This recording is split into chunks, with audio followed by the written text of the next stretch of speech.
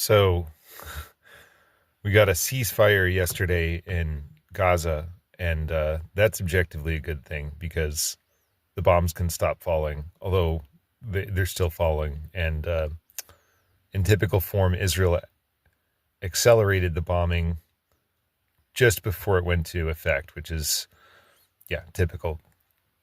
Now, what do we take from this? This is, yeah, objectively a good thing that there is a ceasefire. However, the danger is that we allow them to whitewash genocide, that we allow them to skate off scot-free.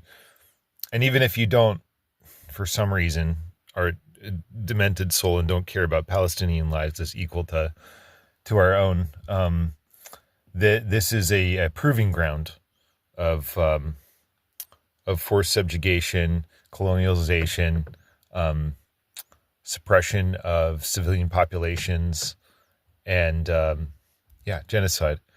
The aerial assaults, the constant AI monitoring, all of these things are weapons that they've deployed, and now in many ways, at least for a large portion of the population, this sort of activity has been normalized. And we can't allow that to happen. What does this have to do with regeneration in the environmental space? Well, the UN is already talking about what to do about climate change. And because fossil fuel magnates and the powers that be roughly dominate the conversation because they have the most representation in the room, they're already talking about, dedicating certain areas for ecological zones.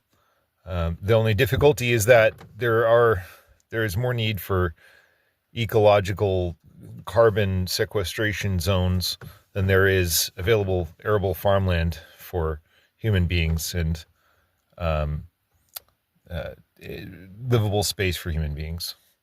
So if we don't step up and allow and refuse to allow them to whitewash or greenwash a genocide, we also need to make sure that the solutions that are coming down the pipes, quote unquote solutions that are coming down to the pipes by the problems largely created by the billionaire class, do not facilitate the powers that be to just continue business as usual, destroying ecosystems, destroying livelihoods, destroying lives, because these are technologies, social and physical and digital technologies that are being tested to be used on all of us, and none of us are safe if we don't stand up.